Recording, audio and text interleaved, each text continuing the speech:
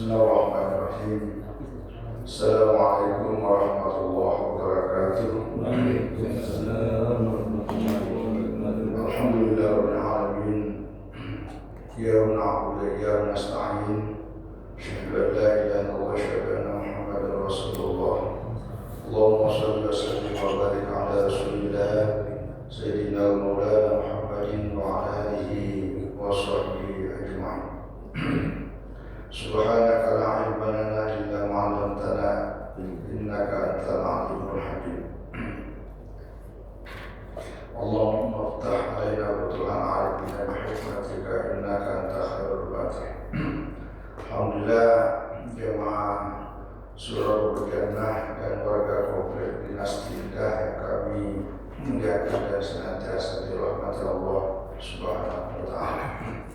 Alhamdulillah kita senantiasa bersyukur, berterima kasih kepada Allah atas segala nikmatnya yang Allah berikan kepada kita dalam bentuk kesehatan, kekuatan, termasuklah kesempatan kita sudah sempat melaksanakan sholat subuh secara berjamaah. Alhamdulillah pagi hari ini kita lanjutkan pembahasan kita mengenai di bab al-bab besar dunia, mengenai dunia. Jadi ini kita ngaji kitab Hadaiqul Haqaiq, ya, taman-taman hakikat, Syekh Muhammad bin Abu Bakar bin Abdul Qadir Syamsuddin Ar-Razi. Ya, tema kita hari ini tentang apa itu dunia dan bagaimana kedudukan, terutama bagaimana kita menyikapi dunia ini.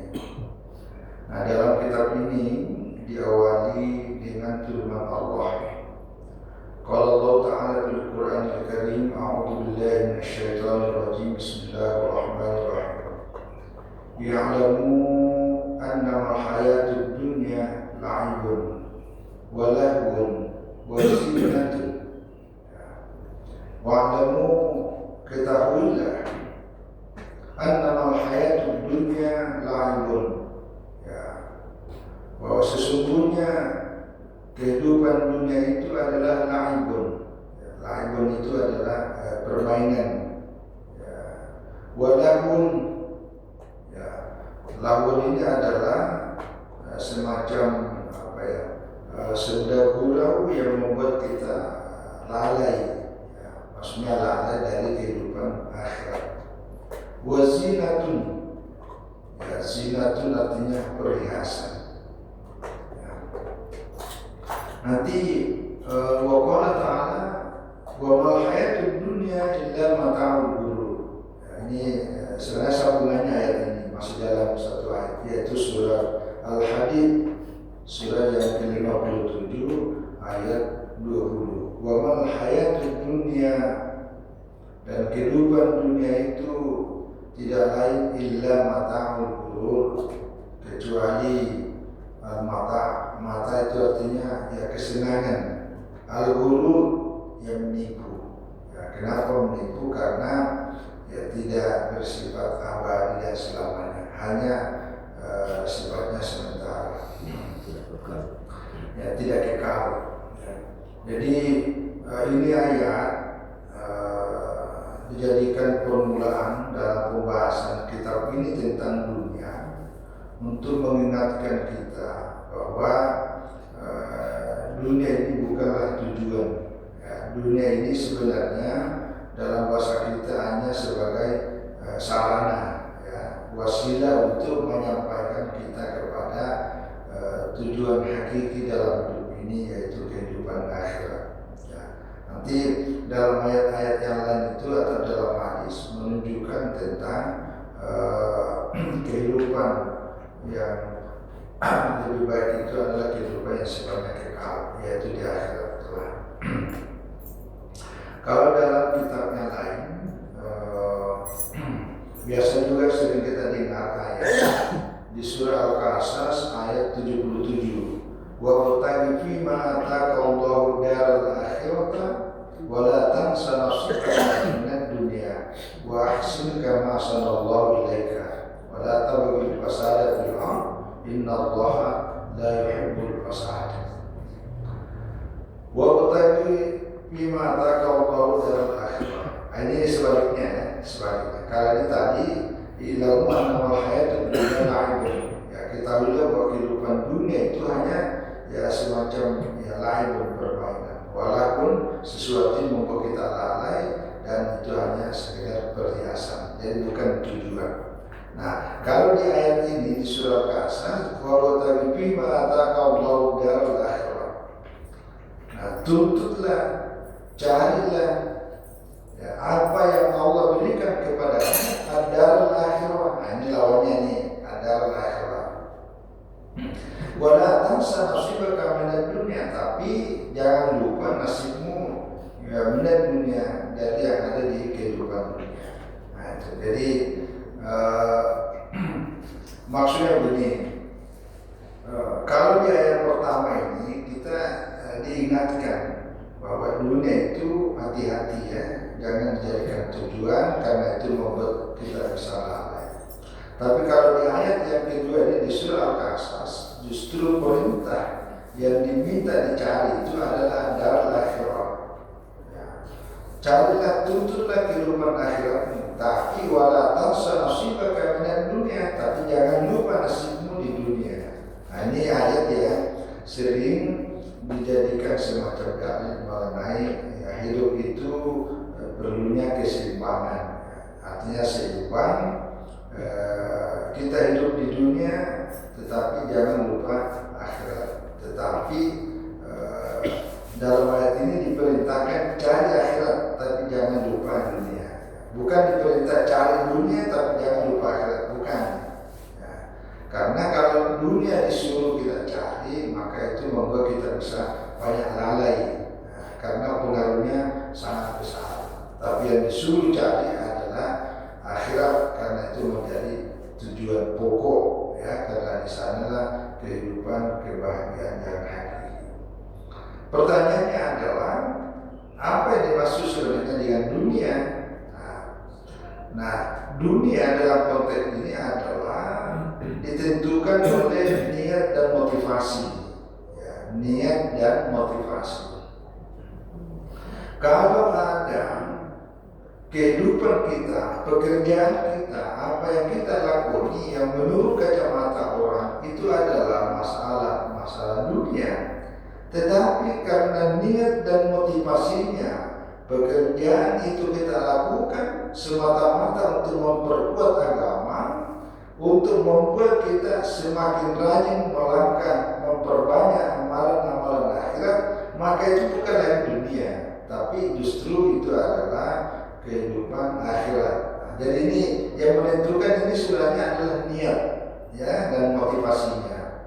Sebaliknya, mungkin ada perbuatan yang menurut kacamata orang itu adalah ibadah, ya. Tapi karena tujuannya bukan karena mendapatkan ridha Allah, tujuannya hanya untuk mengejar reputasi dunia, popularitas dunia, maka itu bukan juga akhirat. Walaupun bentuknya, modelnya itu kehidupan akhirat. Ya. Nah, jadi sekali lagi niat inilah yang kemudian bisa merubah, termasuk menentukan. Jadi maka hidup ini selalu diawali dengan niat yang baik, ya. Ya mungkin kalau di sini saya bawa kitabnya juga ada Nah, ini Mau'izatul Mu'minin min Ihyai Ulumuddin. Ya, ini ringkasan dari Ihya Ulumuddin. Nah, ini kalau sini judulnya Kitab Utamid Dunia, kitab tercelanya dunia. Tentu dunia dimaksud tadi ini adalah semua hal yang membuat kehidupan akhirat kita menjadi rusak. Itu yang dimaksud dunia itu, ya. Nah, ini penjelasan singkat pada bagian akhir ini. Fakullu ma laysa lillahi fa huwa minad dunya wa ma huwa lillahi fa dzalika laysa minad dunya. Jadi batasannya dunia dan yang bukan dunia adalah semua apa yang bukan yang dilakukan bukan untuk mendapatkan ridha Allah, bahwa minat dunia, maka itu adalah kehidupan dunia. Wa ma huwa lillahi fa dzalika laysa minad dunya. Tapi apa yang kita lakukan, niat dan motivasinya untuk mendapatkan ridha Allah, membangun kekuatan ya motivasi kita untuk semakin rajin yang melangkah dan memperbanyak ibadah kepada Allah. Fadzalika laisa minad dunya, maka itu bukan lagi bagian dari dunia. Ya sebaliknya justru itulah yang mengantarkan kepada kehidupan akhirat. Jadi sekali lagi istilah dunia yang dimaksud di dalam ayat yang kita baca tadi ini, bahwa kehidupan dunia adalah permainan, adalah yang melalaikan, adalah perhiasan, adalah kehidupan dunia yang membuat kita jauh dari kehidupan akhirat. Tapi sebaliknya sesuatu yang mengantarkan kita untuk semakin rajin melangkah untuk banyak beribadah itu adalah akhirat. Nah itu, jadi sekali lagi kalau baca ayat seperti ini bukan semata-mata pada model bentuk dan pekerjaannya, tetapi lebih kepada niat dan tujuan. Maka perbaikilah selalu niat kita. Waqala Nabi sallallahu alaihi wasallam, ya, man kana hammuhu ad-dunya syattata Allah alaihi amrahu wa ja'ala, ini ada dua teks ini. Kalau di sini waja'ala faqrahu baina ainaihi. Kalau di teks yang lain di ini waja'ala faqrahu baina ainaihi. Man kana hammuhu, kalau sini makana niyatu, ya, siapa yang di dalam hatinya itu selalu berpikiran, merencanakan, bercita-cita, berniatkan hanya semata-mata dunia. Jadi dalam hidupnya ini apapun yang dia kerjakan dari bangun sampai tidur, yang ada di otak pikirannya itu cuma dunia.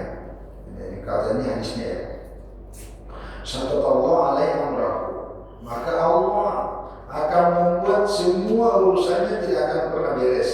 Gitu. Jadi sallallahu itu artinya Allah memporak-porandakan. Nah, ini kalau orang pikirannya itu dunia itu, ya.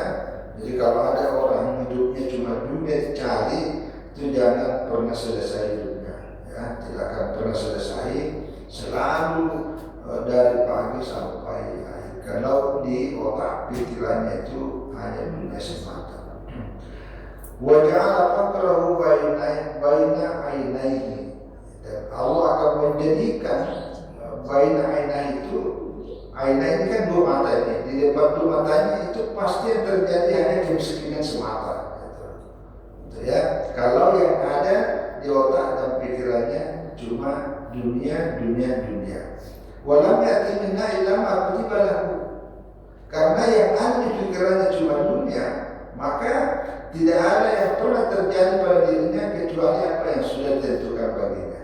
Jadi karena dunia dipikirkan, maka ya itulah yang dia dapat. Ya. Tapi tidak pernah akan selesai hidupnya.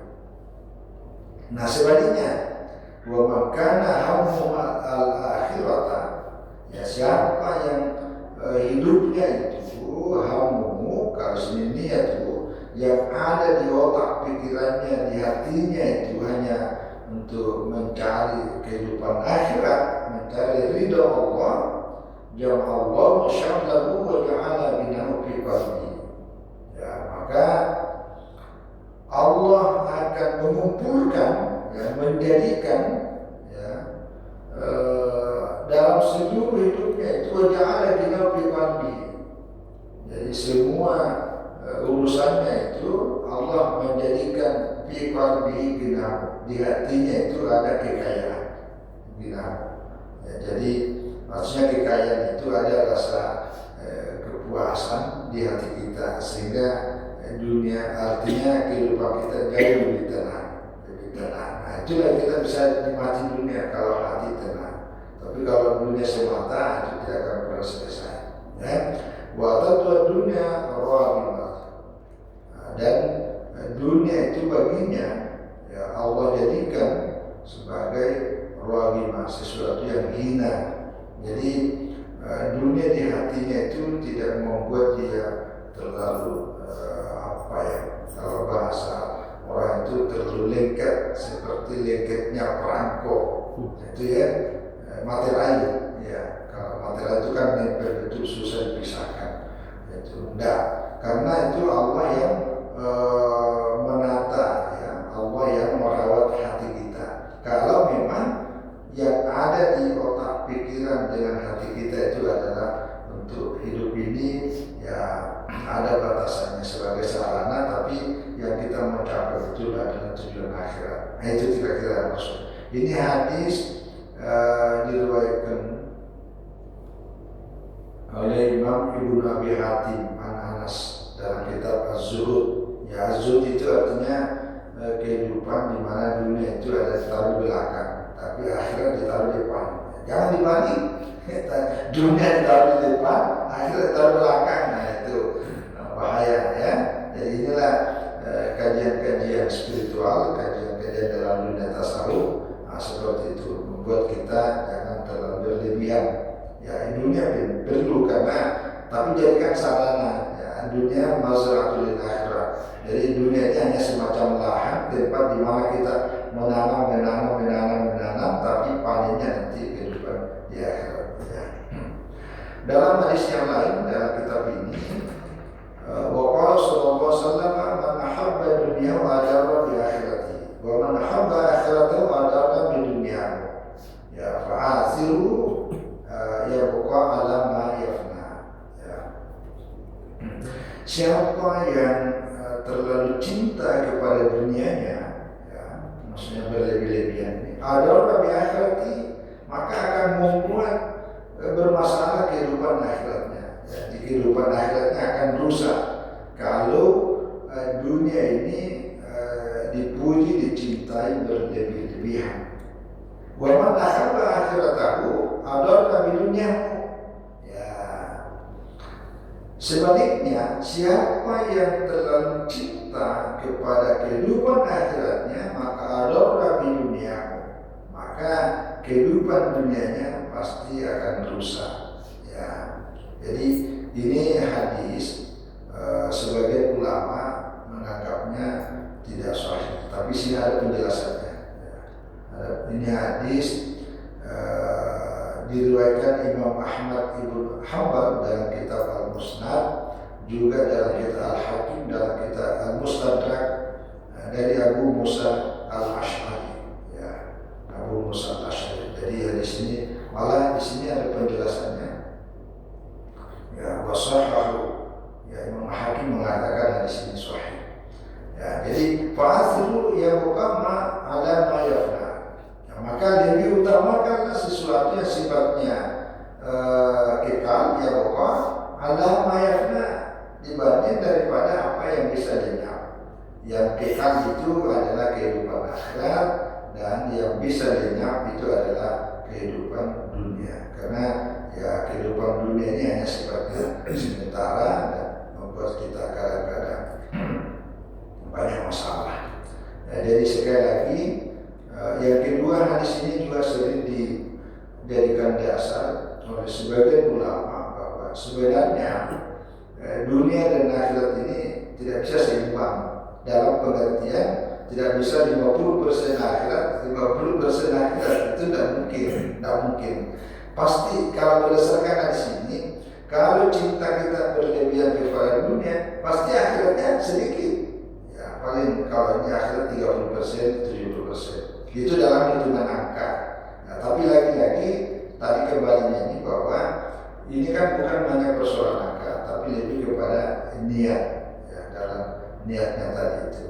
Nah, begitu juga sebaliknya, siapa yang berlebihan cintanya kepada akhirat, ya pasti dunianya tidak bisa sama dengan akhirat itu. Pasti agak sedikit, tidak terlalu berlebihan.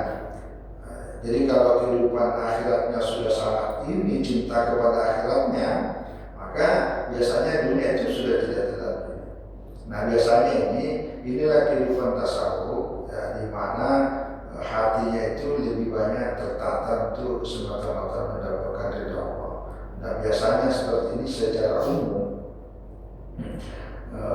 Umumnya orang-orang yang sudah berumur karena memang yang ada di hatinya itu dunia itu tidak terlalu.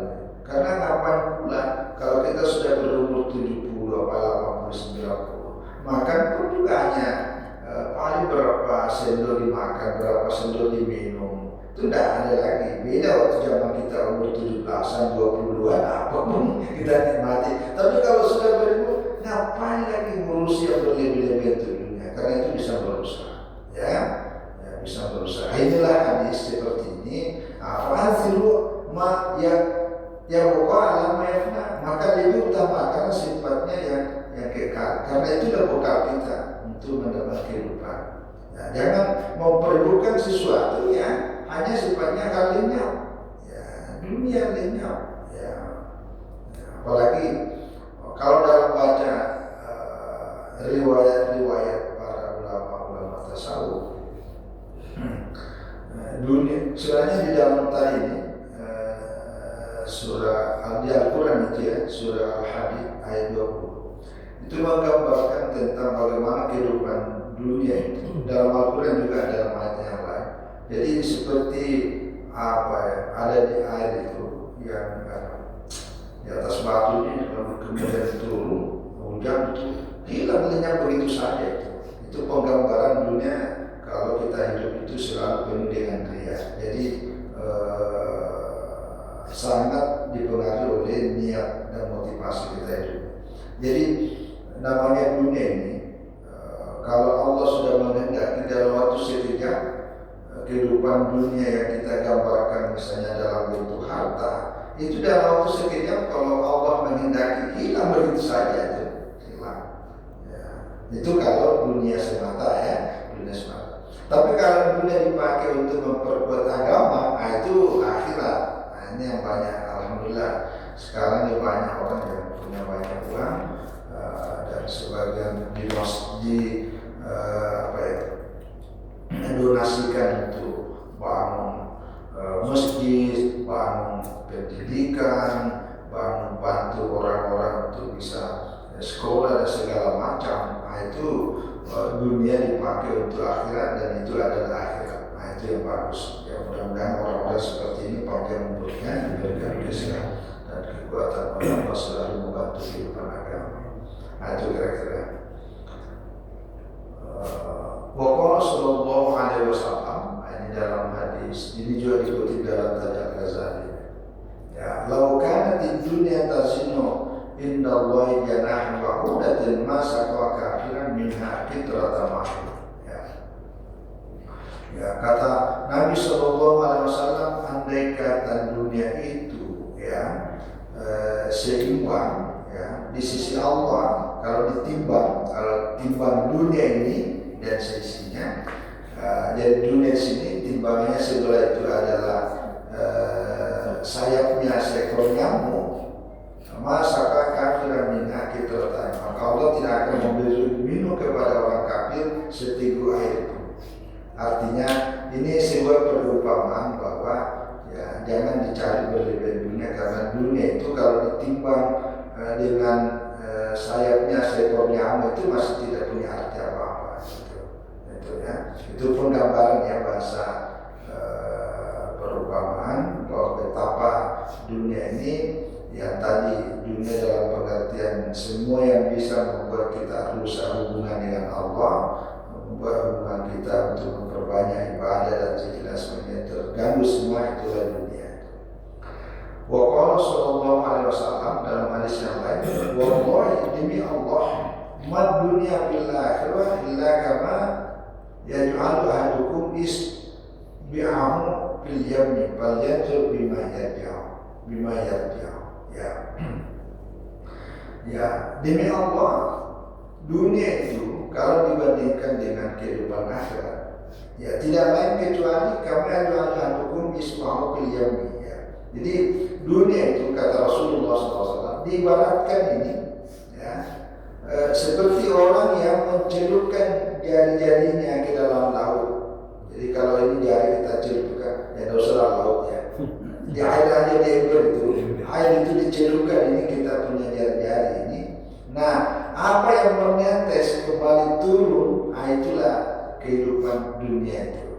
Nah, dibandingkan dari yang lainnya, Maksudnya ini kalau bandingan antara dunia dengan akhirat, bahwa sesungguhnya kalau kita mencelupkan tangan kita ke dalam air lalu ada yang netes sedikit, maka sebenarnya kata Rasulullah falyanzur bima yarji'u, maka perhatikanlah, tengoklah apa yang kira-kira kembali menurun. Ya, itulah bandingannya, bahwa jangan kita mencari sesuatu yang secara hakiki itu tidak punya terlalu banyak arti, tapi carilah yang benar-benar membuat kita bisa kehidupan dunia, ya, kehidupan akhirat. Ya. Kelanjutnya, Waqala sallallahu alaihi wasallam, kalau ini hadisnya tadi ini diriwayatkan